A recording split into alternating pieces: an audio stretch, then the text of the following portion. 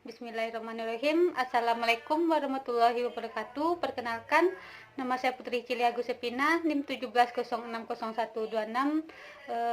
Saya mahasiswa Ilmu Ekonomi, Fakultas Ekonomi Universitas Negeri Padang, tahun masuk 2017. Pada kesempatan kali ini saya akan menjelaskan sedikit materi tentang ekonomi politik untuk memenuhi syarat tugas akhir dalam perkuliahan ekonomi politik yang diampu oleh dosen Dr. Alphonse Satrianto SEME yang merupakan dosen favorit dari jurusan kami. Baiklah, saya akan menyampaikan 6 materi dalam kesempatan kali ini. Yang pertama, kapitalisme dan liberalisme. Yang kedua, tantangan dalam ekonomi. Yang ketiga, cara kerja ekonomi. Yang keempat, kapitalis mode of production. Yang kelima, muncul dan jatuhnya teori Keynesian. Yang keenam, globalisasi dan kebijakan Indonesia. Baiklah, materi pertama yaitu kapitalisme dan liberalisme. Sebelumnya, apakah teman-teman tahu apa itu kapitalisme? Kapitalisme adalah suatu paham yang meyakini bahwa pemilik modal bisa melakukan usahanya untuk mendapatkan keuntungan yang sebesar-besarnya. Inti dari kapitalisme ini, bagaimana cara seorang pengusaha bisa mendapatkan keuntungan yang secara maksimal. Menurut Kamus Oxford 2018,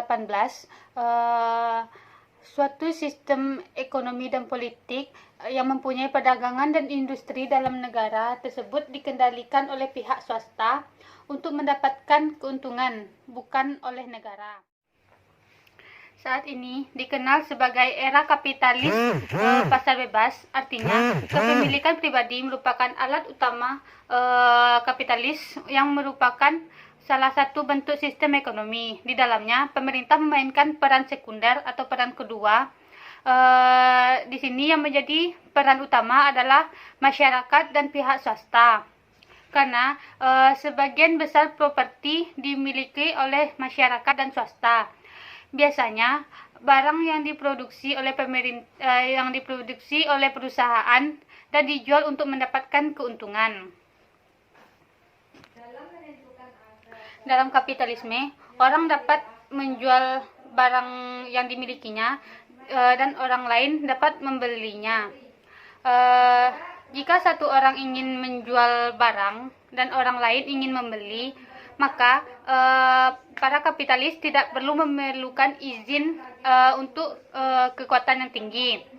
Orang kapitalis dapat mempekerjakan siapa saja yang ingin bekerja di toko, di pabrik, dan dimanapun yang mereka inginkan dan memberikan bayarannya.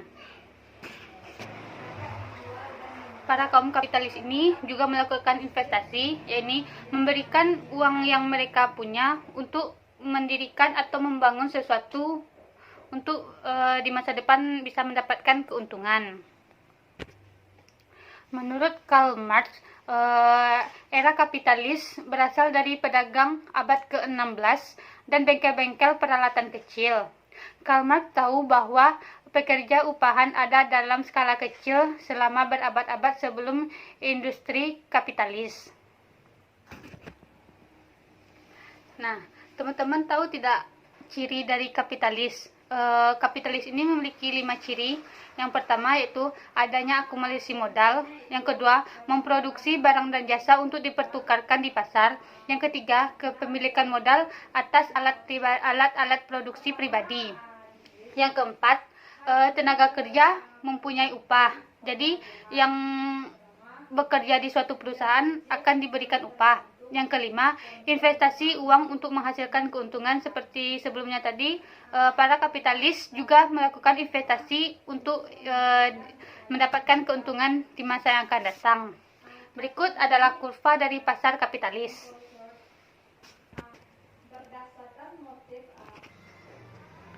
Kapitalis ini juga menaikkan pertumbuhan ekonomi. Salah satu indikator pertumbuhan ekonomi adalah sebuah negara harus naiknya tingkat PDB atau produk domestik bruto. Oleh karena itu, tidak heran bahwa banyak ahli dari berbagai ahli dari teori mencatat bahwa peningkatan PDB seiring dengan waktu bertetapan dengan munculnya sistem kapitalis yang ada di dunia modern. Tapi ada juga kecurigaan masyarakat terhadap kapitalis. Tidak semua orang yang mempunyai modal yang sangat besar sehingga akan menyulitkan mereka untuk melakukan usaha dengan akumulasi modal yang kecil. Dan titik pandang tersebut hendaknya dapat melihat apakah produk yang dibuat ini merugikan bagi perusahaan kecil atau tidak. Selanjutnya yaitu liberalisme. Seperti yang kita ketahui, liberalisme itu berarti kebebasan. Liberalisme adalah sebuah ideologi atau pandangan filsafat dan tradisi politik yang didasarkan pada pemahaman bahwa kebebasan adalah nilai produk yang utama. Semakin para pengusaha ini diberikan kebebasan, maka mereka akan lebih leluasa dalam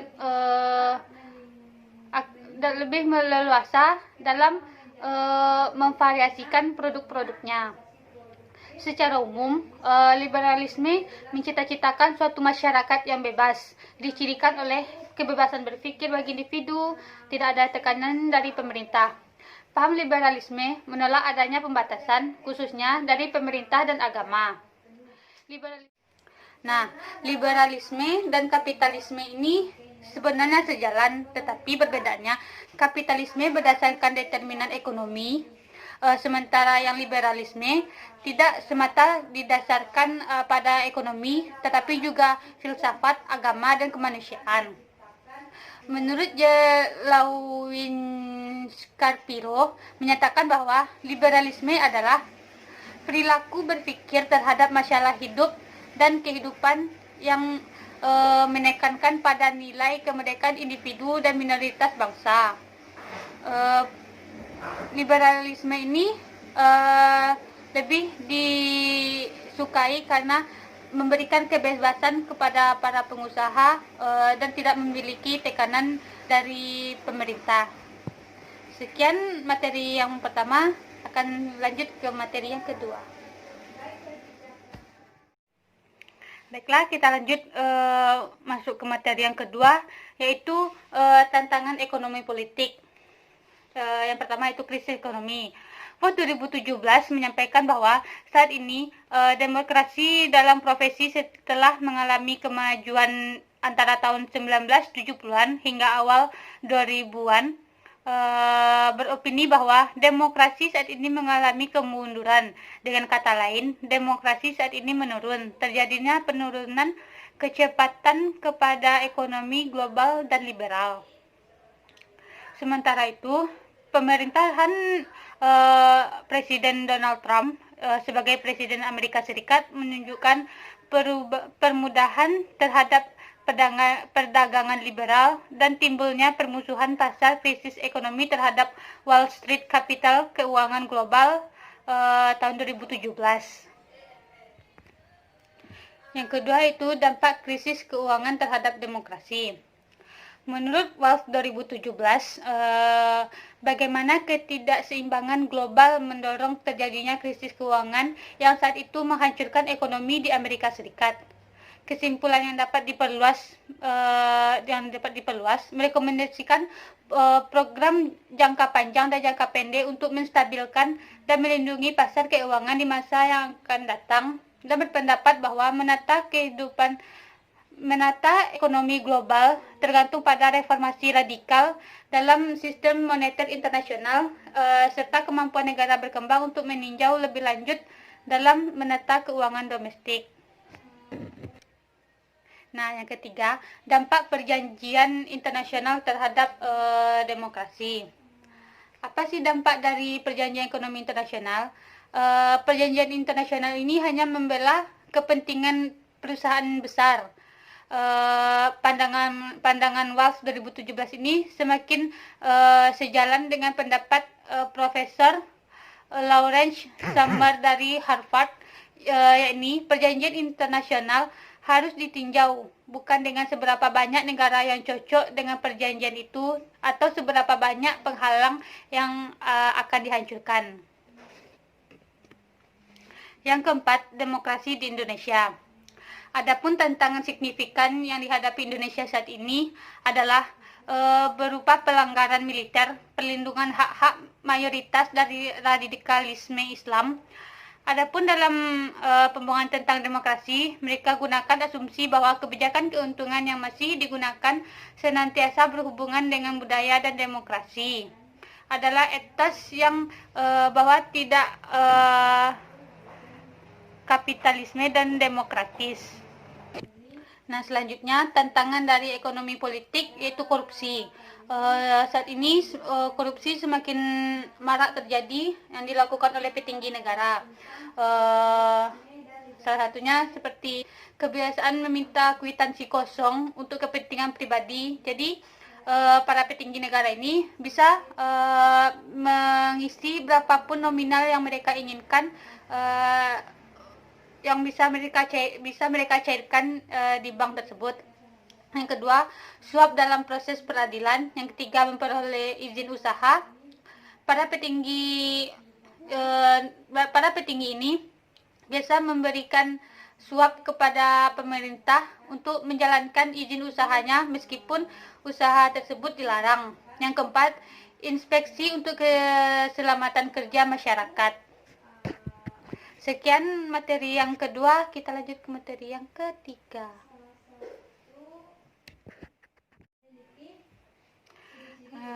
Kita lanjutkan materi yang ketiga, yaitu cara kerja ekonomi, yaitu sentralisasi kerja dan relasi kuasa. Yang pertama, cara kerja ekonomi. Berdasarkan gambar tersebut, ada dua subjek, yaitu householder dan firms. Householder ini adalah keluarga yang terdiri dari 2 orang atau lebih. Householder ini memberikan layanan kepada firms atau perusahaan, dan perusahaan ini memberikan umpan balik seperti upah atas untuk membayar tenaga kerja yang telah diberikan oleh rumah tangga ini kepada perusahaan.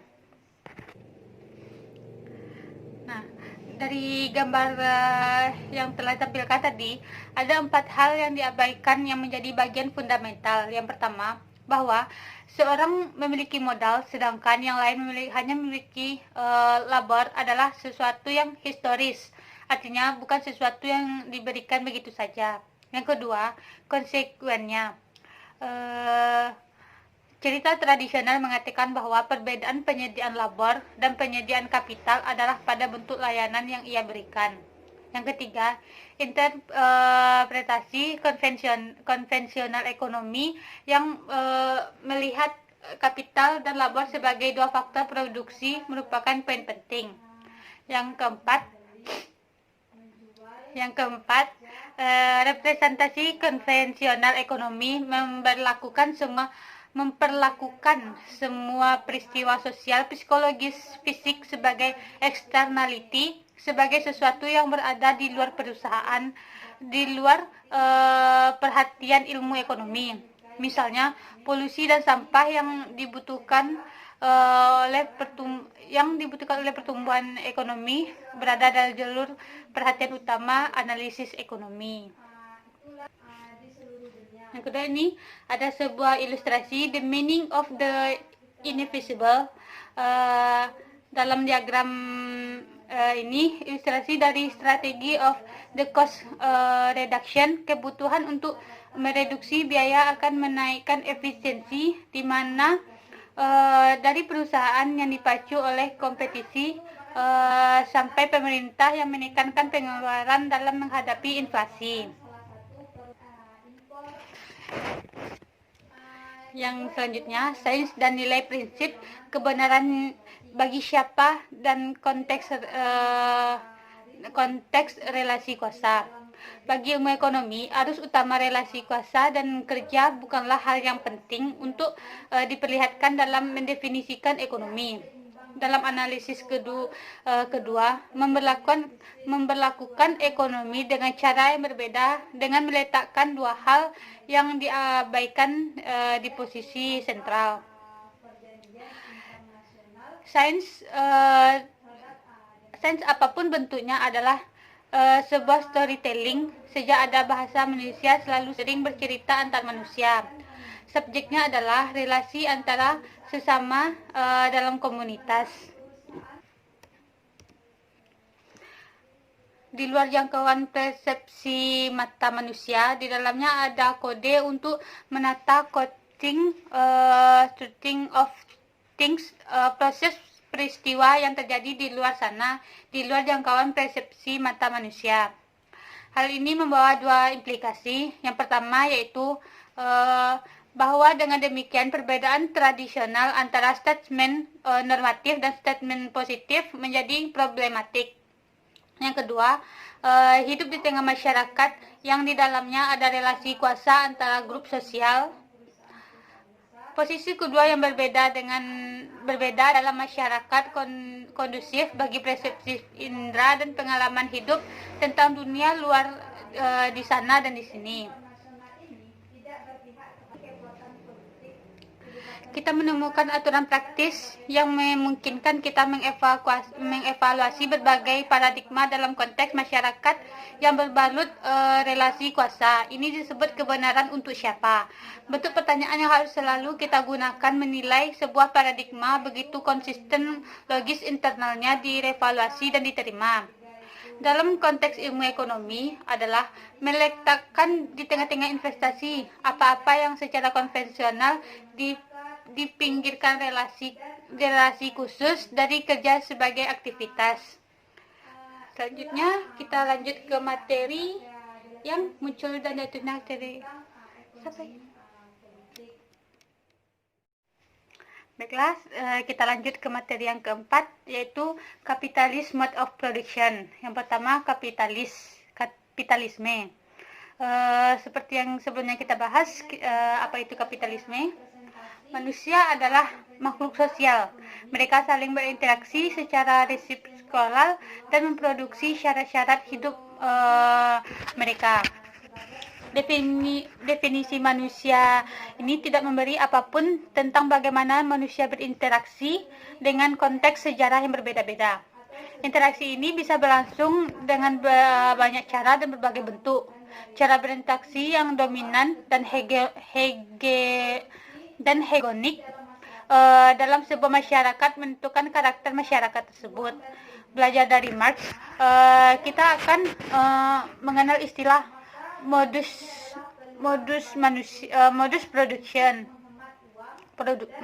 produksi, yaitu historical dan hegemonic way in which society organizes itself to production and reproduction, the condition of human interpretation. Sistem ekonomi sosial yang mencirikan profit motif dan kontrol terhadap sarana produksi, distribusi, dan pertukaran oleh pemilik pribadi. Selanjutnya ini adalah bentuk sederhana the money secret of capital. Seperti yang dilihat, jadi aktivitas ini mencari keuntungan secara inferen, tidak terbatas. Ini adalah titik kuesional yang harus dipahami secara utuh karena implikasinya sangat luas. Dari gambar di atas, dari gambar yang ini, bisa menambahkan MC dan secara terus-menerus karena tidak adanya batasan bagi mencari keuntungan. Dikatakan ini inherent untuk menekankan bahwa logika mencari keuntungan tidak mengenal batas apapun. Selanjutnya, ensiklur pertama di Inggris. Melihat sejarah Inggris, sebuah tempat di mana kapitalis mode of production lebih intensif dan ekstensif daripada tempat lain pada periode 1450-an sampai periode 1700-an disebut sebagai periode enclosure movement, di mana awal periode ini mayoritas penduduk bekerja di atas tanah, bercocok tanam. Kebanyakan mereka adalah yeoman, bebas. Kebutuhan hidup bergantung dari dua hal. Yang pertama itu sebidang tanah kecil yang tergabung pondok rumah untuk memenuhi kebutuhan. Yang kedua, tanah milik bersama untuk mengumpulkan kayu bakar. Bloody legislasi berdarah adalah satu set kebijakan represif negara untuk memaksa orang-orang miskin tak bertanah untuk menjadi buruh upahan. Bekerja di pabrik bagi mereka waktu itu sebenarnya adalah salah satu pilihan dari berbagai banyak pilihan lain seperti mencuri, mengemis, berjuang dalam merebut tanah mereka kembali. Sekian materi ini, kita lanjut ke materi yang kelima. Baiklah, kita lanjut ke materi yang kelima, yaitu muncul dan jatuhnya teori Keynesian. Para teman-teman pasti sudah tahu siapa itu Keynes, Bapak Keynes. Yang pertama itu pendahuluan. Selama depresi besar, jutaan orang menjadi pengangguran. Dari represif akumulasi kapital, hal itu bukanlah masalah. Justru sebaliknya, pengangguran dapat menguntungkan bagi para pencari untung. Selama itu dapat menurunkan upah, memaksa buruh untuk meningkatkan kerja. Jika pengangguran semakin banyak, otomatis orang yang ingin bekerja juga banyak. Jadi perusahaan ini bisa menurunkan tingkat upah yang serendah-rendahnya karena para pencari pekerjaan saat itu sangat banyak. Selanjutnya, ketidaklenturan upah, dignity, kemampuan ekonomi klasik, dan solusi Keynesian. Ekonomi sebelum Keynes didasarkan pada hukum Say yang menolak kemungkinan terjadi krisis overproduksi.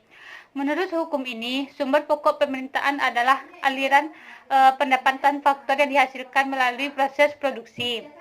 Adanya lapangan pekerjaan dari sumber daya yang tidak terpakai cukup untuk menghasilkan aliran pendapatan melalui penjualan produksinya. Maka, permintaan akan dihasilkan dengan peningkatan penawaran.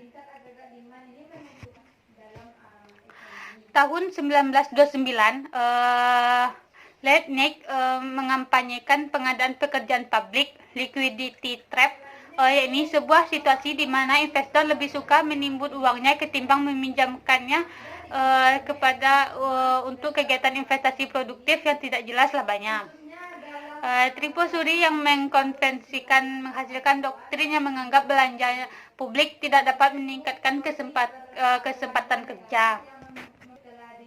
Selanjutnya, ekonomi Keynes mainstream pasca perang.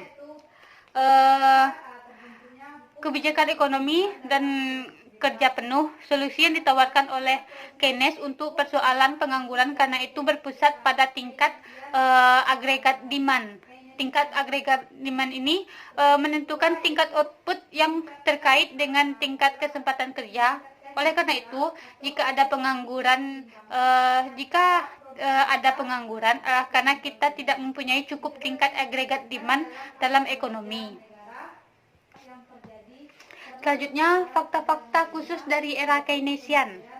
Yang pertama, level akumulasi yang tinggi khususnya dalam relasi untuk tahun 1980 dan 1950, 1880 dan 1980 dan 1990. Yang kedua, porsi belanja negara yang membelanjakan lebih banyak di periode sebelumnya dan harapan belanja publik telah diinternalisasikan oleh masyarakat. Yang ketiga, telah terbentuknya hubungan antara pertumbuhan dalam produktivitas dan pertumbuhan upah di beberapa negara mengambil bentuk berupa kesempatan produktivitas ini antara serikat buruh dengan organisasi pengusaha. Selanjutnya, krisis dari teori Keynesianisme. Yang pertama, meningkatnya jurang atau sulit memelihara keseimbangan antara produktivitas dan pertumbuhan gaji. Yang kedua, peningkatan dalam arus belanja negara, transfer, ini welfare shift. Sekian materi bab 5, selanjutnya kita berhenti yang ke-6. Baiklah, kita masuk ke materi yang keenam, materi terakhir tentang globalisasi dan kebijakan Indonesia. Teman-teman pasti tahu apa itu globalisasi.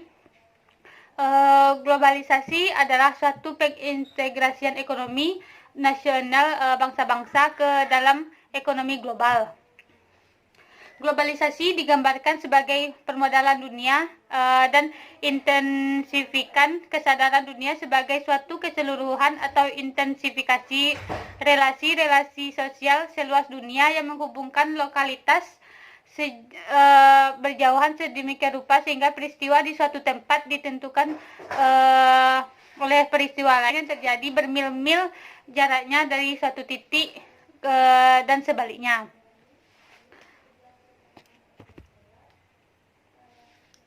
Pada proyek globalisasi ekonomi.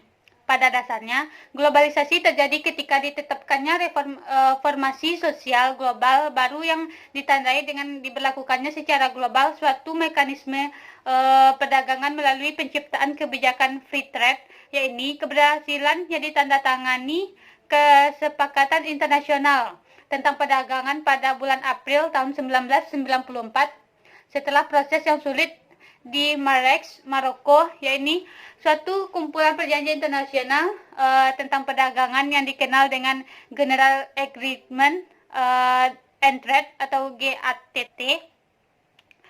GATT ini merupakan suatu kumpulan aturan internasional yang mengatur perilaku perdagangan antar pemerintah. Yang selanjutnya yaitu Trinitas Aktor Globalisasi.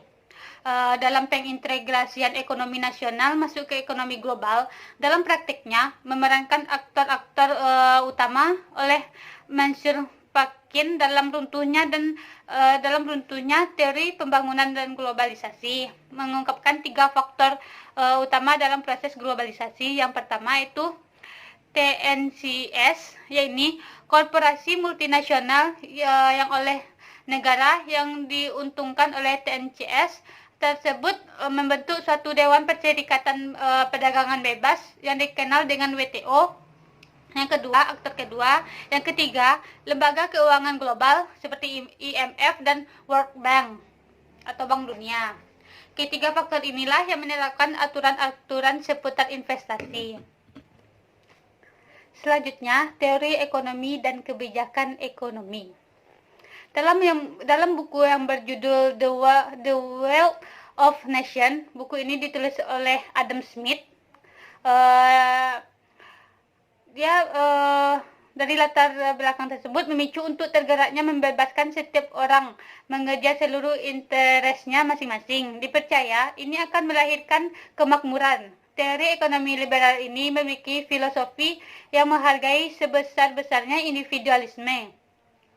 Setiap upaya individu untuk mengejar interestnya tidak bisa terhambat. Inilah pemerintahan Indonesia yang begitu terpaku pada paradigma ekonomi klasik dan neoliberalisme. Teori ekonomi liberal ini memiliki filosofi yang menghargai sebesar-besarnya individualitas. Setiap upaya individu untuk mengejar interestnya tidak bisa dihambat. Liberalisasi bermakna bahwa negara dituntut untuk mengurangi bahkan menghilangkan potensi atau menghambat perdagangan baik maupun non-tarif atau tarif. Termasuk dalam hal tarif bea masuk yang dapat menghalangi masuknya barang dan jasa dari luar negeri sehingga berdampak pada terhambatnya perdagangan bebas dan arus masuk keluar produksi barang dan jasa dengan target hingga pengurangan tarif 0%. Baiklah, sekian penyampaian materi dari saya. Semoga bermanfaat. Assalamualaikum warahmatullahi wabarakatuh.